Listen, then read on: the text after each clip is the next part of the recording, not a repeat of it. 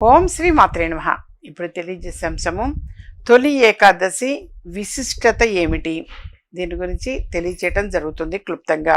ఒక ఏడాదిలో వచ్చేటువంటి 24 ఏకాదశులు, అంటే నెలకి 2 ఏకాదశులు వస్తాయి.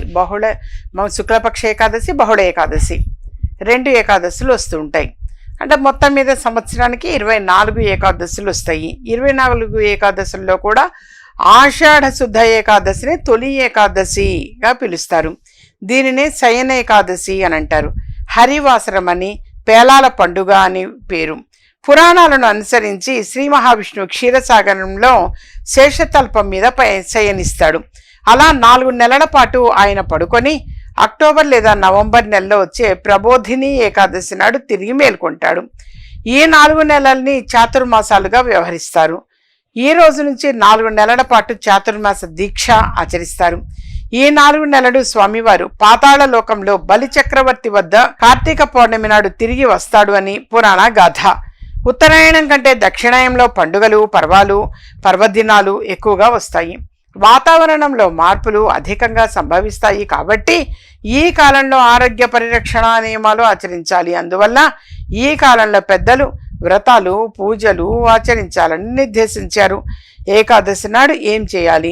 ఏకాదశి నాడు ఉపవాసం ఉండి ఆ రాత్రంతా జాగరణ చేయాలి.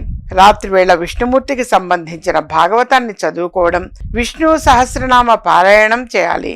మర్నాడు ద్వాదశి రోజున దగ్గరలో ఉన్న దేవాలయానికి వెళ్లి ఉపవాస దీక్షని విరమించాలి. తొలి ఏకాదశి నాడు ఆవులను పూజించాలి. తొలి ఏకాదశి విష్ణుమూర్తికి అత్యంత ప్రీతికరమైనది కనుక ఈ రోజును, ఈ దీక్షను ఆచరిస్తే విష్ణుమూర్తి అనుగ్రహం లభిస్తుంది. ఈ రోజున అంటే పేలాల పిండి అని చెప్పేసి కూడా చేస్తూ ఉంటాము. ఆ పేలాల పిండి అనేది తొలి ఏకాదశి నాడు పేలాల పిండిని తప్పనిసరిగా తినాలి అని చెప్పేసి అంటారు.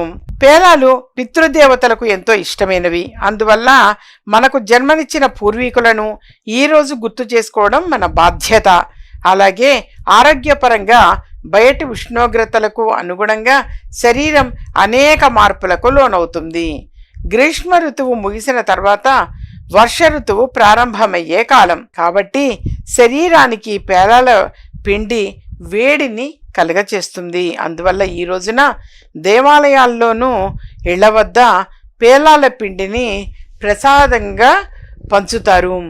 అందుకని పేలాల పిండి కంపల్సరీ అని చెప్పేసి ఆ పేలాల పిండిని ప్రిపేర్ చేయటం, నైవేద్యం పెట్టడం, అది ఇంట్లో అందరూ కూడా తప్పనిసరిగా పేలాడ పిండిని తినడము అనేటువంటిది జరుగుతుంది. అంటే ఆ చల్లదనం అనేది తగ్గించి ఉష్ణోగ్రతను పెంచుతుంది అని చెప్పేసి ఈ పేలాల పిండిని తప్పనిసరిగా ఆ రోజు ప్రసాదంగా స్వీకరించాలి అని చెప్పేసి శాస్త్రం. ఆ విధంగా మరి మనం తప్పనిసరిగా తొలి ఏకాదశి పండుగ అంటే ఈ రోజు నుంచి తొలి ఏకాదశి అంటే మొదటి ఏకాదశి, అంటే 24 ఏకాదశుల్లో కూడా ఇది మొదటి ఏకాదశి. ఈ ఏకాదశి విశిష్టత అసలు ఈ తొలి ఏకాదశి రోజు అంటే తొలి ఏకాదశి అని కాదు, ఈ 24 ఏకాదశులు కూడా తప్పనిసరిగా మరి వెంకటేశ్వర స్వామి వారి దర్శనము అనేది తప్పనిసరిగా చేసుకోవటం, వెంకటేశ్వర స్వామి వారికి తులసి మాలని సమర్పించటము, లేదా పూలదండ అయినా సరే పెద్ద పూలదండ చక్కగా వెంకటేశ్వర స్వామి వారికి సమర్పించటము ఏకాదశి తిథి నాడు.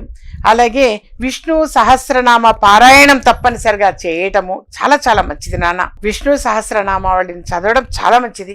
నేను ఇంతకు పూర్వం కూడా నేను చాలాసార్లు చెప్పుంచాను. విష్ణు సహస్రనామావళి ఏకాదశి తిథి నాడు చదవటము, ఏకాదశి తిథి నాడు మాత్రం తప్పనిసరిగా చదవాలి.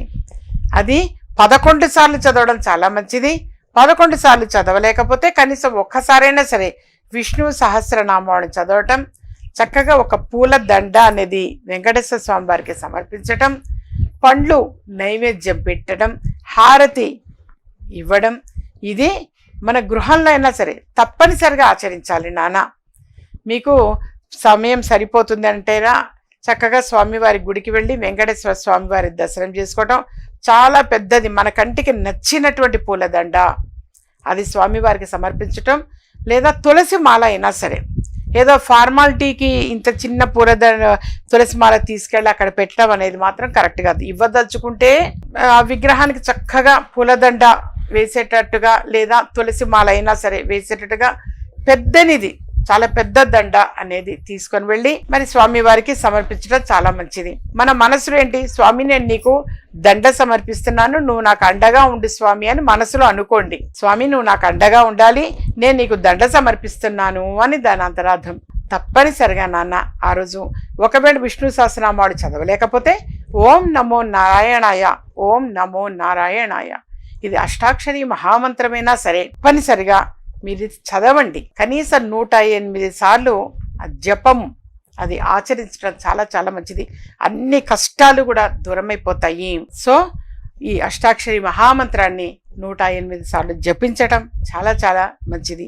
ఇంకా ఏవైనా సరే సమస్యలు ఉన్నాయి, సందేహాలు ఉన్నాయి అని అంటే వ్యక్తిగతంగా అపాయింట్మెంట్ తీసుకుని సంప్రదించండి నాన్న. ఎప్పుడు హైదరాబాదు చిక్కడపల్లిలో అందుబాటులో ఉంటాను, లేదా ఫోన్ అపాయింట్మెంట్ అయినా సరే తీసుకోవచ్చు. ఫోన్ అపాయింట్మెంట్ తీసుకున్నప్పుడు మీకు ఒక సమయాన్ని కేటాయించడం జరుగుతుంది మా వాళ్ళు, ఆ సమయానికే నేను మాట్లాడటము అనేది ఉంటుంది. ఎందుకంటే చాలా మంది ఫోన్ అపాయింట్మెంట్ తీసుకుంటూ ఉంటారు, ఎవరి సమయం వాడికి కేటాయించటము అనేది జరుగుతుంది. ఎటువంటి సమస్యకైనా సరే కానీ పరిష్కార మార్గము అనేది మాత్రం అమ్మవారి అనుగ్రహం వలన తెలియచేయటం అనేది జరుగుతుంది.